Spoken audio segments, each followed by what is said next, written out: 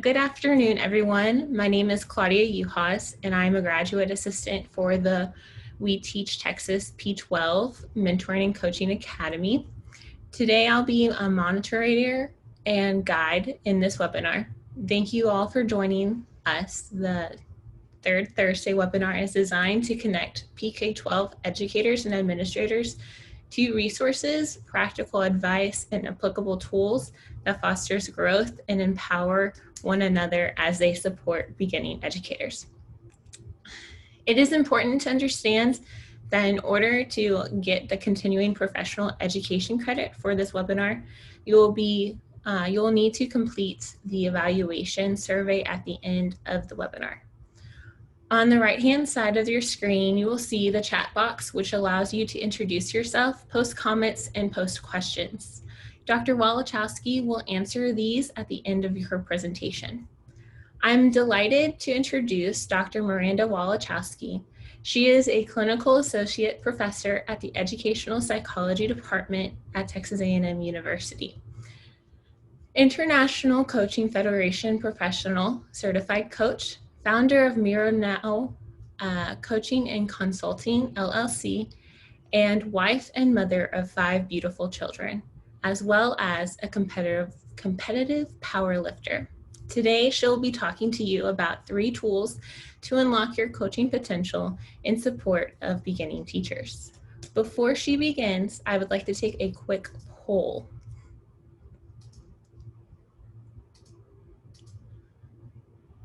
The poll is going to ask you if you have completed the NCA program this summer or recently.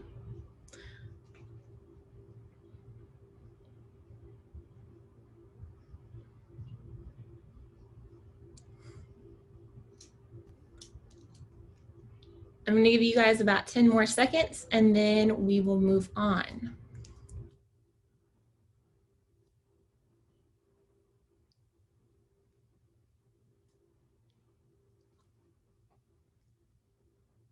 All right, and now I'm going to share the results. So 55% of you guys said that you already did complete the program, which is awesome. And about 36% said no, and 9% said in progress. Thank you guys so much. Now I will send it off to Dr. Walichowski. Okay, thank you. Welcome everyone. So knowing that half of you have attended and viewed part of this module and the other half have not, then I will make adjustments accordingly. First of all, I want to say thank you for being here and exploring a topic that's very dear to me, and I hope that it will also be dear to you by the end if it isn't already. So we will, let me move on to the next slide. So what is a coach? And so there's a difference between mentors, coaches, consultants, therapists. And in essence, when we look at mentoring and coaching, they have many things that overlap.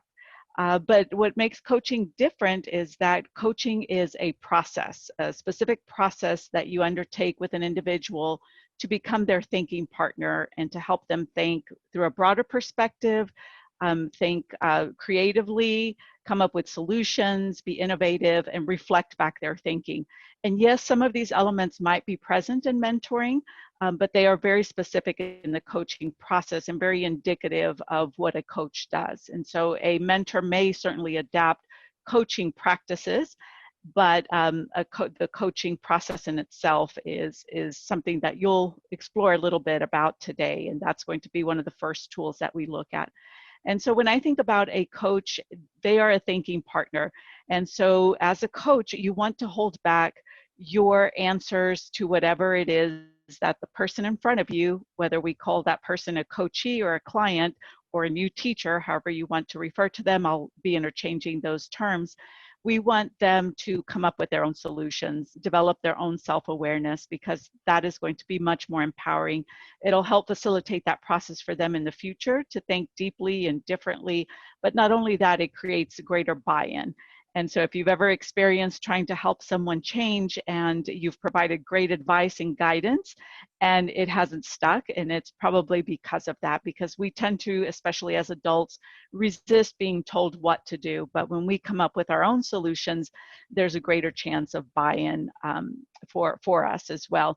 And not only that, as a coach, you're not the expert in the client's life, or you're not even the expert in the client's professional field. You may be a teacher as well, but they're bringing in methodologies, practices, theories, tendencies that are very different and can be very different from yours. And so we want to honor that in the other person.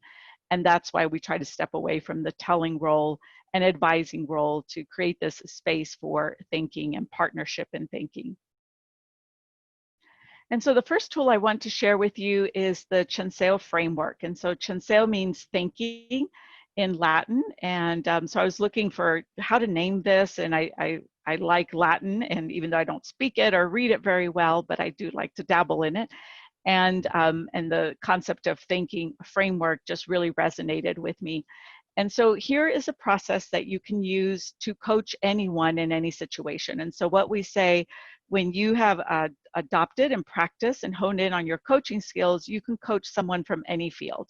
And so I've coached people from diverse fields. I've even, and speaking earlier before we started, we were having a conversation about expertise in math. I remember I coached someone who was a PhD from China, and I don't even remember exactly what his math area was, but it was just way beyond my comprehension. But yet I was able to be of great service to him, because obviously I wasn't coaching him on math skills, I was coaching him on leadership skills. And then having a process helped facilitate that for me. And so this is the Censeo framework, and you are welcome to use it with anyone that you are coaching. You're welcome to use it with yourself. When I've been stuck in terms of thinking, I've even given the questions to my husband and said, here, just ask me these and help me think through this, because I need help right now. And so that first question is helping the client identify, where are they now? And so really beginning to articulate, what is it that they are struggling with? And so if it's a new teacher, maybe they're struggling with transition, or maybe lesson planning seems insurmountable and is taking very long. Maybe they're having trouble differentiating instruction or managing classroom behaviors. And so we want to give them the opportunity to be able to articulate that. And sometimes you could put a numerical value, like a Likert scale, on a scale from 0 to 5, where do you feel your classroom management competence is right now? And so they might say a 1. Okay, and then now you have something to work with, and you might be able to bring that question in later on as well. But getting very, very clear on where we're starting is immensely helpful in helping anyone and helping yourself, even if there's a goal that you want to achieve, helping yourself make progress.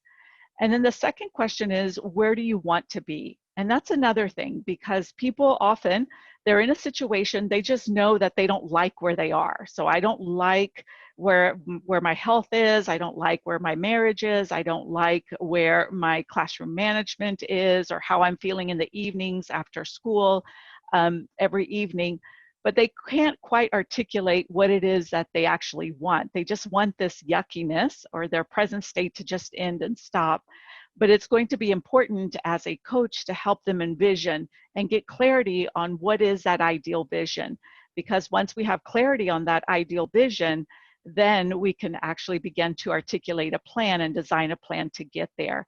And so that's another piece that sometimes people will say, well, gosh, I'd never really thought about this. I just wanted this to end, or I just wanted this to change, but I had never thought about where it is that I want to be with this. And so maybe a new teacher would say, I want lesson planning to take a couple of hours an evening instead of taking my entire evening. I want behavior problems to decrease by at least 50%, whatever it may be. And so getting very clear on what that outcome is. And then number 3 is very important as well. If nothing changes, what will that cost you? Or you can designate that in a positive way. When this changes, what will be possible for you? And this creates buy-in. And so when people hear this, if nothing changes, well, what's going to happen? Well, I might end up burning out in this profession, or I might end up not getting a good evaluation, or the students might not learn and make a full year of academic growth, Or on a personal level, if I don't take care of my health, I'm going to end up sick eventually and having to, compensate for that. So getting a sense of what the cost is for not changing. And depending on the situation, depending on the person, a positive bent to that might be more, in line to their personal style and something that would attract them. So when this changes, when you're able to manage transition, when you're able to work well with the other teachers on the team, what will be possible for you? Well, I'll be less stressed. I'll enjoy my work. Therefore, when I get home in the evening, I'll have more energy. And again, they begin to paint this picture that really draws them into the reason that they should want and desire this change. And then the fourth question, what has been stopping you, is also very important. So I think I'm going to say that segue to every question. But here is the opportunity to get an understanding of what are those blocks. And so usually when someone's wanting to change, they've tried it before and they've tried many things. And so perhaps exploring what are some of those things that you've done and what is really keeping you from that. So maybe it's a lack of knowing something. Maybe it's a lack of assertiveness and just kind of a discomfort with trying something new. Who knows what it might be, but it's important for them to articulate what those barriers to success are. And then here's where it becomes a little bit more facilitative or directive in terms of your coaching. And here is an opportunity for you to also bring in some of your knowledge if appropriate. So what do you know to be true about X, or what principles or theories frame this conversation? So for example, if a clinical teacher or new teacher is having trouble with differentiating instruction in, I don't know, let's say vocabulary development, then you can ask, well, what do you know to be true about good practices for differentiating instruction? And they might list off a few practices. Okay, what principles does someone need to take into account when we are teaching vocabulary to second language learners? And so then that gives them an opportunity to put that on the table and begin to wrestle with that. So we want to bring forth their knowledge that they have so that they can begin to formulate those solutions that are going to be effective. And this is the opportunity where you honor what they know, their experience, their knowledge. They're able to realize, like, I have something of value, I can solve this. And if needed, here you might be able to brainstorm with them or offer some other, had you considered this, or what about that? So that's where the more of the facilitative teacher, expert, mentor kind of comes in with question 5. And then question 6, what are you going to do about it? So now that you have gone through some of this process, and it isn't always linear, but I've just kind of delineated in a linear way, is what are you going to do about it? And so now that you've put the theories in place, now that you've explored some of those first few questions, this is the goal formulation. What is possible and what might that look like? And once they begin to formulate a goal, what barriers do you see to this goal, to this change, to this next step? And what will you do about those? And so many people stop at number 6 and never do number 7. And I think number 7, if you ever want to support someone to be successful or support yourself to achieve something, number 7 is critical. Because we all know that the first few days of starting out with a goal, we might be very successful. We're going to just white knuckle it, willpower, and things are going to go pretty well. But then, life sets in and different barriers come up. And so that's when our success gets derailed. And so, for example, if someone is wanting to run in the mornings at 5 a.m., I'll ask them, what barriers do you see to being able to run 4 times in the morning during the week at 5 a.m. Well, if I go to bed late, that's going to be a problem. I won't be able to wake up. Or if I can't find my shoes, in the dark without waking up my spouse or whatever, then that's going to be a problem. If the weather is not cooperative and I didn't lay out the right clothes, that's going to be a problem. And so as they begin to put all of these problems and barriers on the table, then it becomes easier to ask them, well, what can you do about those to ameliorate the impact that they might have? And number 8, when you succeed at X, what else might be positively impacted? And this is what a coach does. They try to bring up the energy in the room and bring it up to a more positive state. So when you are successful at managing the class well, what else is going to happen? Well, when I can discipline and create better discipline and create better, let me let someone in. Oh, she's got it. When I can create a better pattern of behavior and adherence to, our behavioral norms and expectations, then I think it's going to even be easier for me to facilitate academic growth. And I think I'm going to develop better relationships with the students.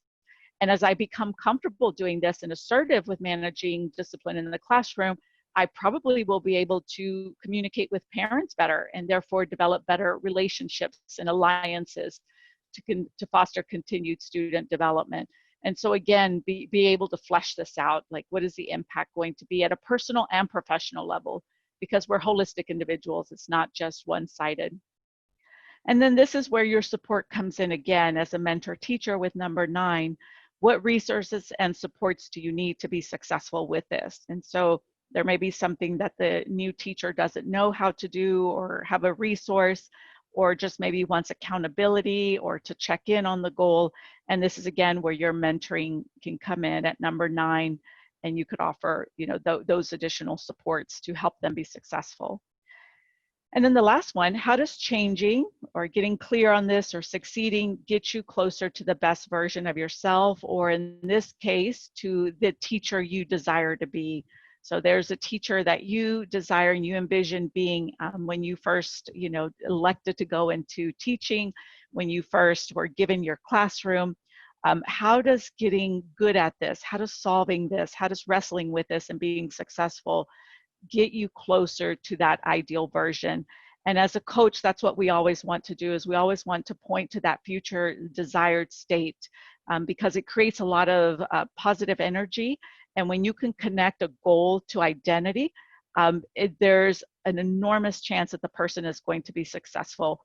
People that have their goals tied to their identity, the whole notion of motivation and willpower, all of that is not needed once it gets to that identity level of I am a teacher who does this. I'm a teacher who has, control over her class. As she begins or he begins to feel that way, then it's going to open up a lot of other opportunities. So this is the Censeo framework. Feel free to use it. Use it for yourself. I would practice journaling with it, and I bet you will come up with some solutions to problems that you might be wrestling right now with. So I'll go on to the next slide. And this one, I would like you to take a screenshot of it because you will use it in an activity that we're going to do next. So the Censeo framework has a framework of 10 questions. And so it's a detailed process for coaching that I developed. But this one comes from Gestalt psychology, and these are the meta questions. So if you were to distill those 10 questions into the 4 essential ones that you would need to just memorize to be able to help anyone on the fly, you could even conduct a 15-minute coaching session with this, or even longer with different questions built in. But with this framework, you can't go wrong, and it's a very simple one. And this is the one that you'll be using in a triad activity that we'll be doing. So where are you now?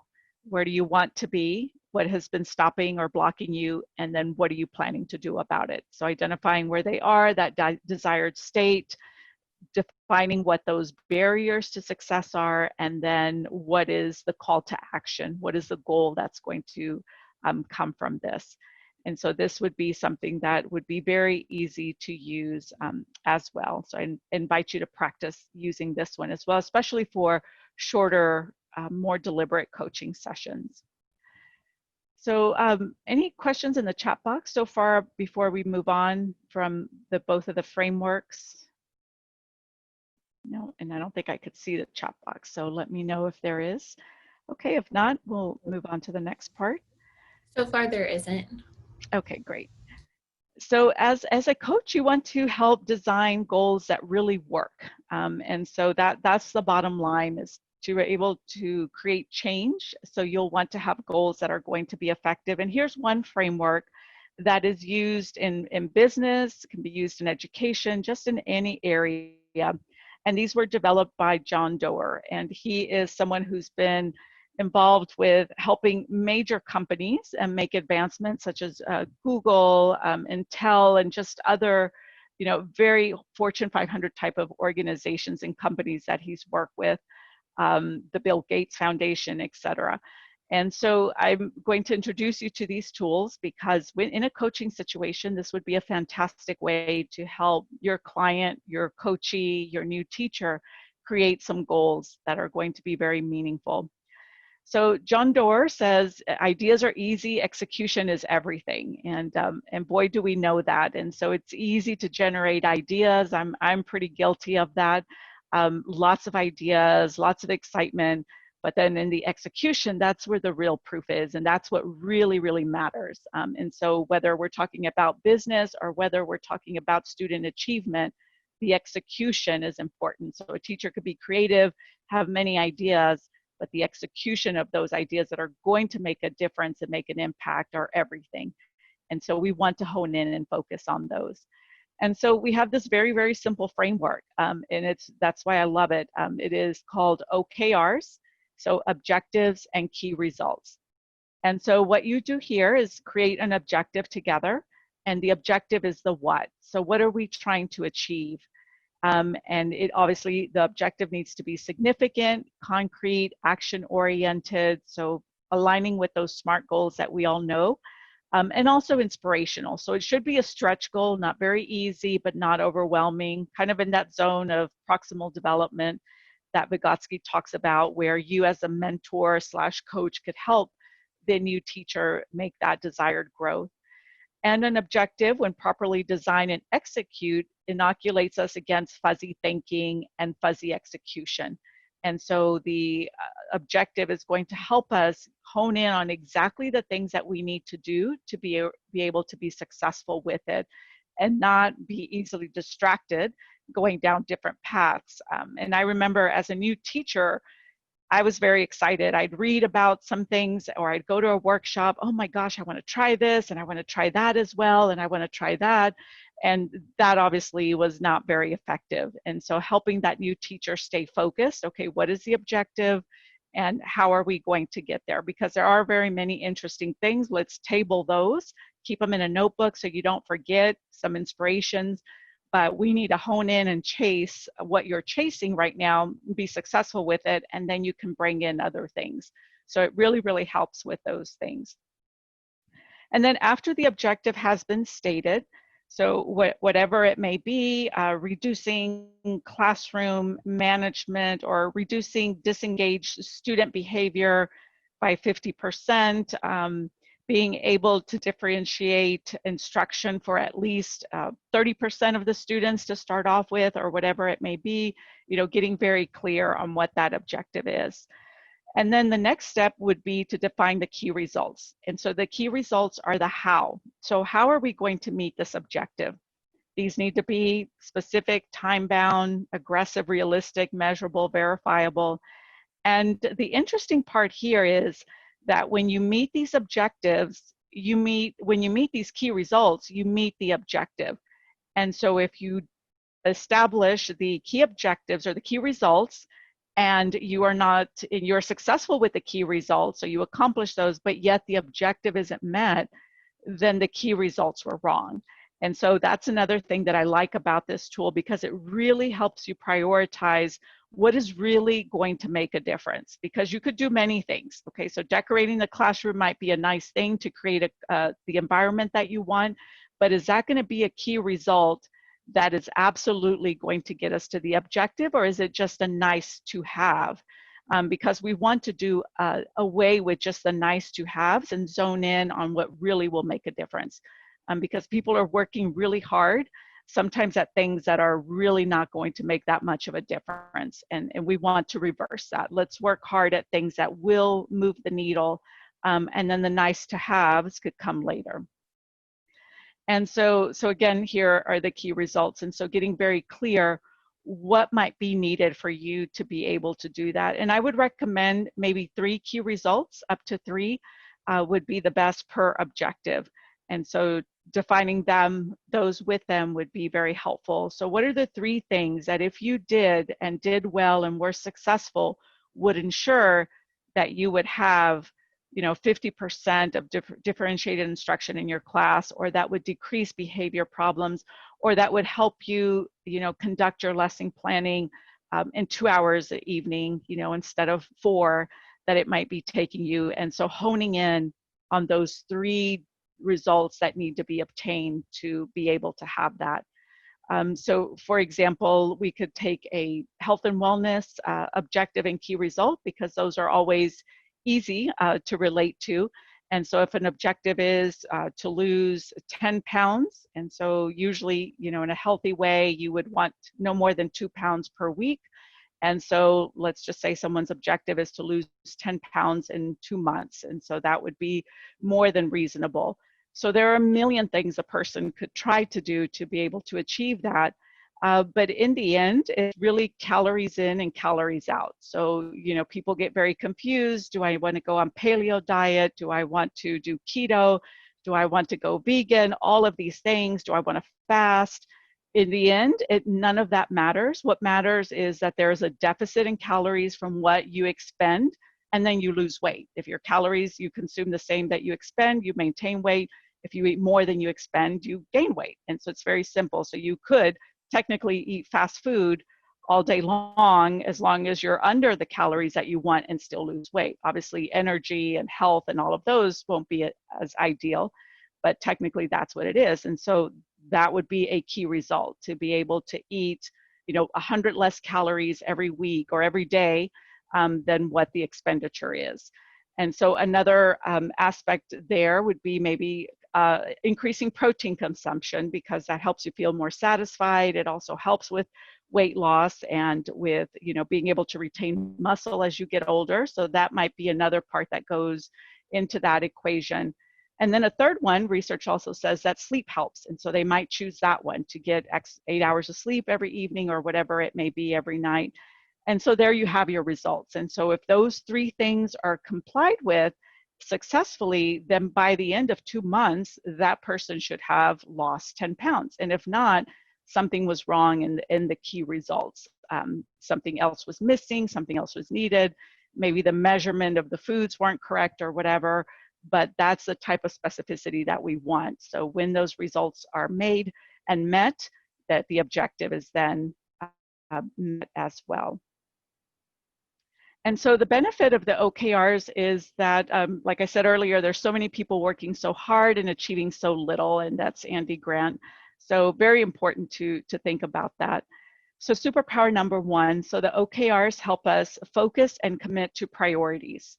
And so again, when everything is a priority, nothing is. And so I would recommend maybe 1 objective, no more than 2 to 3 if they're manageable. I would definitely recommend a personal objective and key result area, and then maybe 2 professional as well, to be having that continuous growth.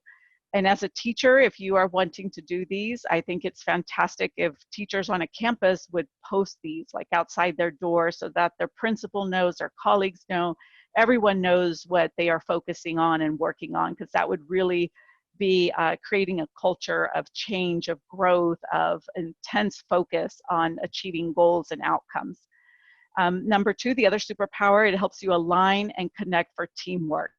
And so if a group of grade level teachers were all working on the same objective, for example, it would allow that connectiveness and that energy to be able to permeate everyone, to be able to sustain those goals, that work towards those goals and those outcomes as well. So it really helps with alignment. It helps, obviously, if your key results are aligned to the objectives are aligned to the school's goals and objectives, and that also creates alignment, aligned to your t-test. So you want these things aligned as much as possible to things that are greater and beyond, because then the impact is going to be that much more. It also allows you to track and have accountability. So, so we're trying to get very granular here, very numerically based if possible. And so that's going to allow for tracking and accountability to happen. And then it allows for stretching for the amazing. So when you want that ideal state and you might not know how to achieve it, by creating those key results, it helps you get clear. What are the 3 things that if I did would ensure that this would happen? Because again, there's a million things we could do about anything, and most of those things are not going to move the needle, and we might not even enjoy. And so let's help the new teacher identify what are the 3 things that would really, really make a difference and that you would enjoy doing. So we don't want to put things on there that are all unpleasant, because that's not helpful either. So as you begin to explore and be able to hone in on what those 3 things are, you can choose some really powerful ones that are compelling for the new teacher and that are effective. And so here we'll transition to the activity. So are there any questions before we move on to the activity? What you're going to do, I'll set it up for you so that in case you do have any questions, we'll put you in a triad. And so once you get in the room, you will have one coach and one coachee, which is a new teacher. And then the other person will be an observer. And so you'll just kind of watch the interaction. And then you will use, as a coach, the 4 meta questions. The coachee will pretend to be a new teacher dealing with a new teacher type of problem. And then the coach will work them through the 4 questions. Well, tell me about what's going on. Where are you now? What would you like it to be like? What have been some of the barriers? And then what are you planning to do about it? And so that's where you would help them formulate an OKR. So we're obviously going to have to do this process very condensed. So I'd love for you to have 30 minutes to flesh this all out, but we don't. And so we're going to try to do it in about 10 minutes.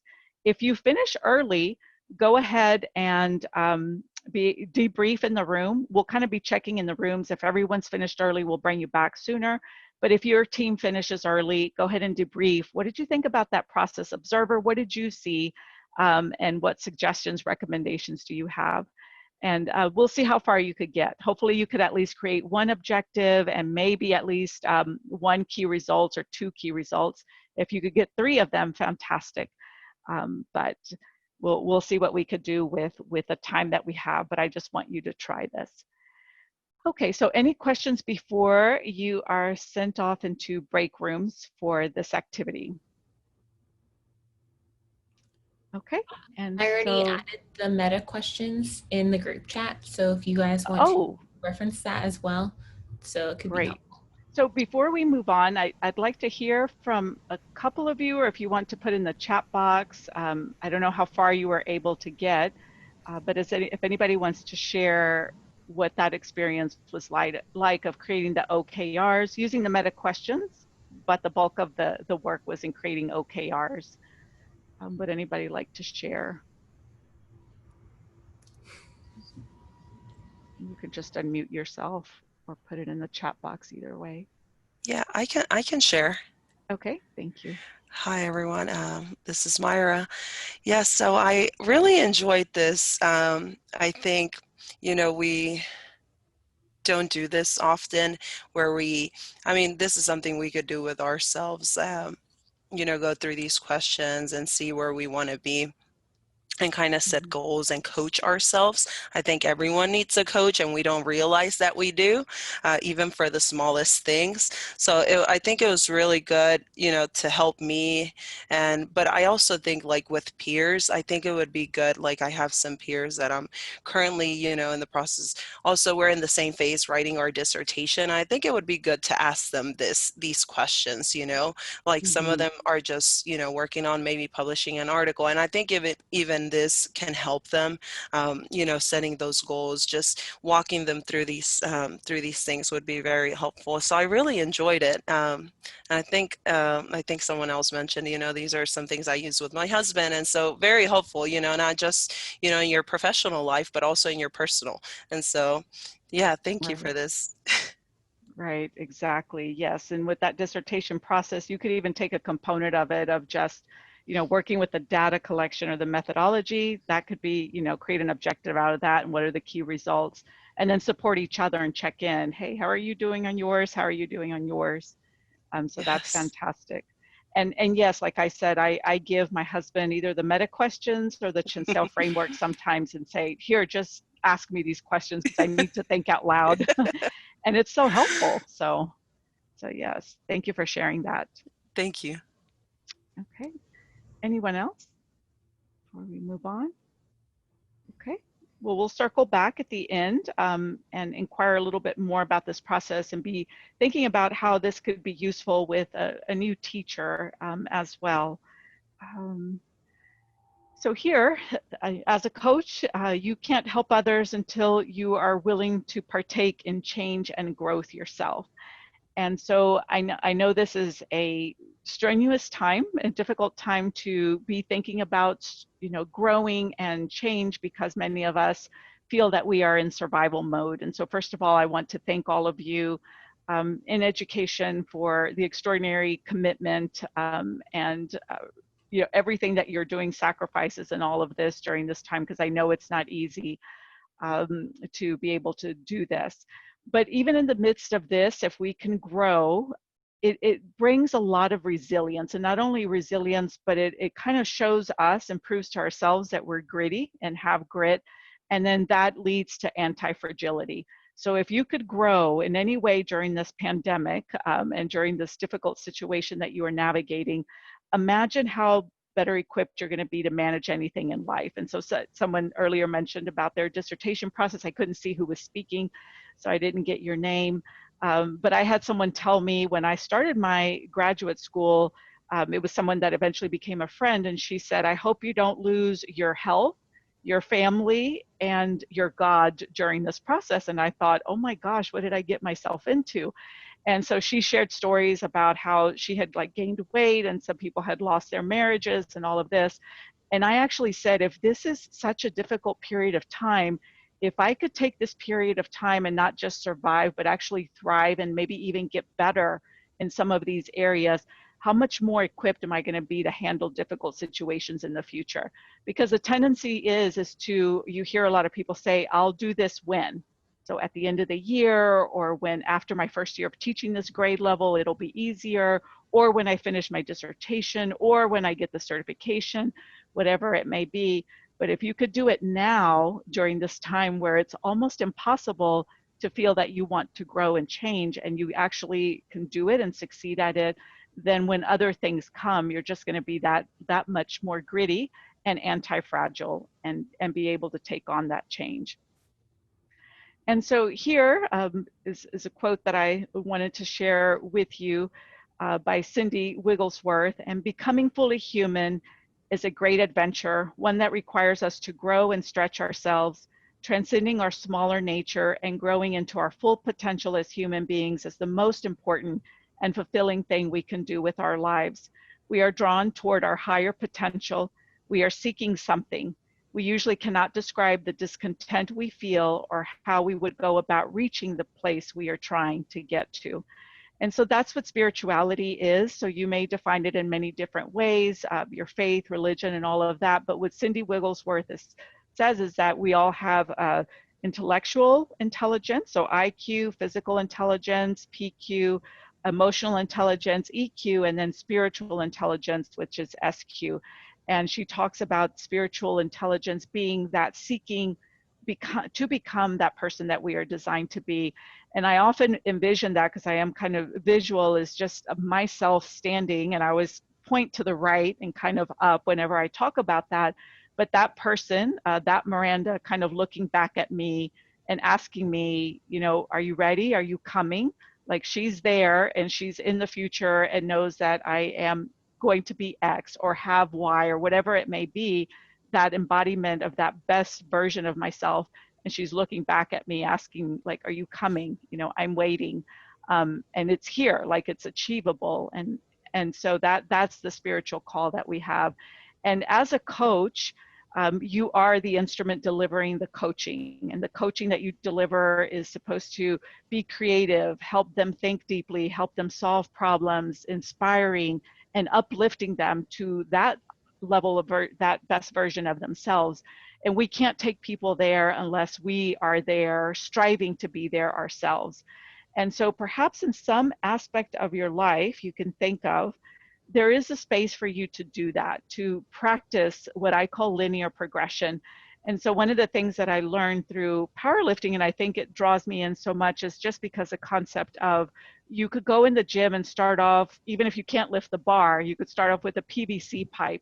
And with consistency, eventually you're just going to get stronger week by week, especially when you're new. You're going to be able to do a little bit more and a little bit more. And with each one of those little bit mores comes a greater confidence. that not only translates into more confidence for that activity, but translates to confidence everywhere else. So if I can do this by just being consistent and doing a little bit more, what else could I do as a professor, as a teacher, as a wife, whatever it may be, as a friend? And so it challenges you to grow in other areas. And so that's the call that I want to put forth to you for yourself, for that spiritual quotient where you become fully and more fully who you are meant to be, so that you could serve and make a greater impact in the world. Where do you need to look at linear progression? Where do you need to establish an objective and some key results in something that's been, top of mind and maybe sitting on your shoulder, speaking to you and calling to you? Is there something spiritually, physically, intellectually, or with relationships in your life, emotionally, a way to take care of yourself, to have greater resilience, be in a better emotional state, be able to be more optimistic, or vocationally? So in your profession as a teacher, is there an area there where you need a challenge and to establish a commitment to that growth? And so that's my call to action here at the end as the final tool, because you are the tool that's delivering, this coaching and this mentoring. And so the more refined and sharpened you are, the better things that are just going to come and emanate and inspire other people. And sometimes it might not even be with the words that you use and just your example. And so I want to challenge you to step into a little bit more into that better version of yourself. And so that's all I have for you. So if we had had a little bit of time, I would have challenged you to create an OKR for yourself in one of those elements. So if you want to take a screenshot, or when this comes to you, to be able to do this service to yourself first before you give it to others, it would be a wonderful contribution to yourself and to the world. And if that's the outcome of this session, I think it would be wonderful as well.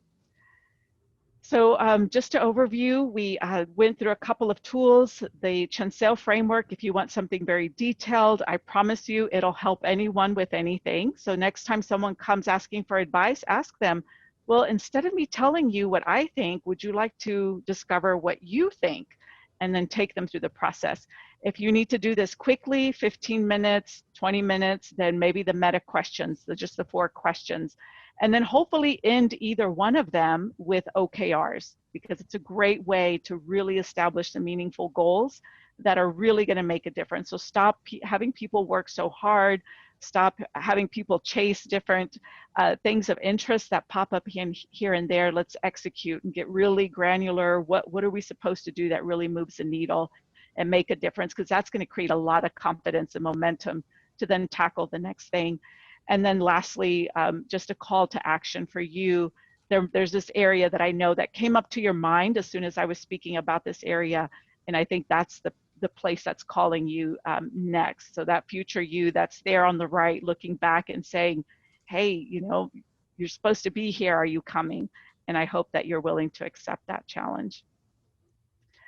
Really quickly, I'm sorry to interrupt. We have one more, our second poll, just for our overall webinar. So I'm going to send that out. And the poll is a yes or no question. It says, are you making a commitment to challenge your growth in an important area? Yay. Love it. Thank you so much. That's challenged me to choose another area as well. Thank you. Beautiful. Okay, love it. Now I'm going to end the poll and then I'm going to share the results. Yes. Shocking result. Yes. Beautiful. And then does anyone have any questions? There weren't any questions in the chat box. Okay. And we'll have my contact information in the slides if you want to reach out. I love talking coaching and personal and professional development, so it will not be an imposition for you to ask for a chat online since we can't do coffee and we live in different areas as well. happy to get on a call or a Zoom call with you if you have any questions or challenges as well. And actually, this just kind of came to me. I'm getting trained for brain dynamics. It's an instrument that helps look at your brain and how you input and process information. I actually have one tool that they're giving me as part of the training. When you send out whatever communication to everyone, I'll send out an invitation, and if anybody's interested to do that, then I'll work with you and do the debrief and the profile with you. And so it'll be a 90-minute coaching session, you know, on your brain if you're interested. And if we have more than one person ask for it, then we'll just kind of do a random selection if you don't mind. So hopefully that's okay, Claudia. I just kind of thought about that as the energy came up for that change. And so that might be something that somebody might enjoy. Yeah, that's a wonderful opportunity. I'll definitely So bring it. I'll do a little write-up on it so that they can see if they're interested. So Okay. All right, wonderful. Thank you so much, everybody. Please tell people for the next third Thursday. It's always the third Thursday, hence the name. when it will be. But feel free to tell people in your school. So talk to your school principals, talk to your superintendents, cry up a storm, threaten you'll go to CNN if they don't let you sign up. And we hope to see you all in the program pretty soon. And if you have questions, feel free to reach out. We will answer on social media. We'll answer via email. So feel free if you've got questions. But we really, really, really need you to help us to get folks to sign up. Okay? All right. Have a good evening, everybody. Thank you for coming. all right. Thank you. Thank you.